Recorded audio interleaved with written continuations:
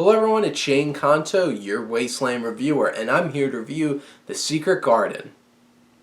What year is it? 2020? How many secret gardens are there? You can look on IMDb, there's a lot. And the age-old tradition of taking stories that you don't really have to pay a whole lot for because they're old and you could just keep remaking them. Here we go, we got another secret garden. What does this secret garden deliver? Beauty.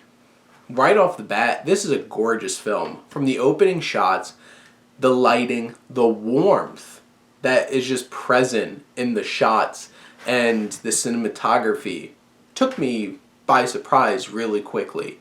And I really love that about this film. This is gorgeous, and they sell the actual garden so well in this. It is strikingly beautiful.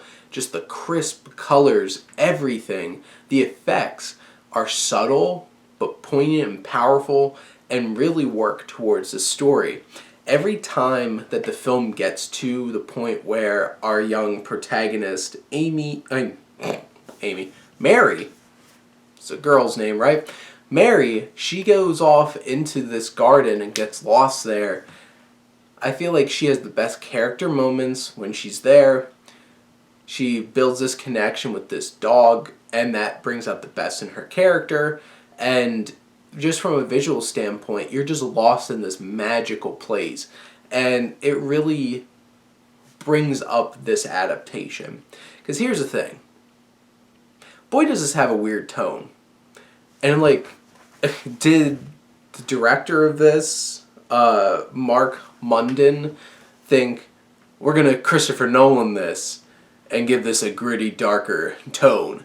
And like the beginning parts of this film kind of feels like a thriller, a little bit of a horror film, and strangely it leans into like moments where she's experiencing this big new mansion for the first time, and in the middle of the night you hear weird screams and different noises, and it leans into it. And it's just like, is this supposed to be a horror film? Because like this feels a little creepy. It's probably going to scare some kids. And like, I just thought that was really weird.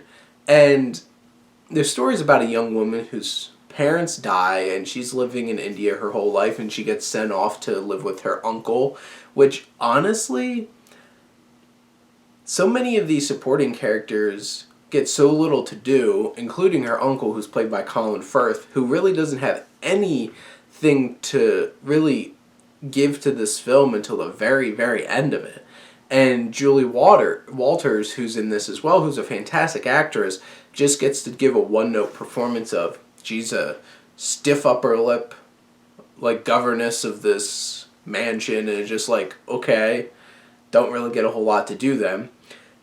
And then you have Mary, who's our main character, this little girl.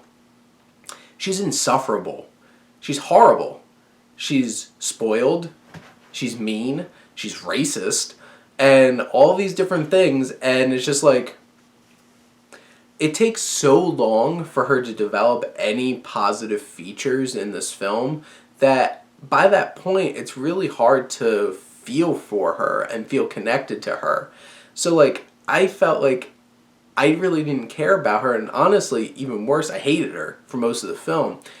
And all the other children characters, like there's other children characters, nobody feels like they're really fleshed out in this film. And the film builds to quite an anticlimactic ending. It felt like, wait, it's over? This doesn't feel like a climax to the story. But it does some ambitious things, visual things, where she feels this connection with the spirit of her mother.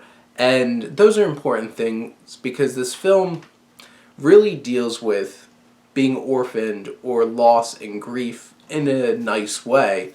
And also in an intriguing way where it really leans into the fantasy aspects of this film and allowing these kids to connect, because it's her and her cousin who both lost their mothers, to build those connections with their mothers and realize that they did love them even though it didn't always feel that way.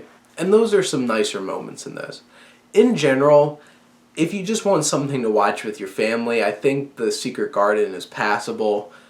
I feel like this film really works a lot better as a visual experience than it does as like an actual cathartic story and character driven film. But in the end, it's a fine adaptation. Not something necessarily to write home about. But those are my thoughts on The Secret Garden of 2020. Let me know what you think and let's talk some movies. But thank you as always for tuning in and supporting your Wasteland reviewer.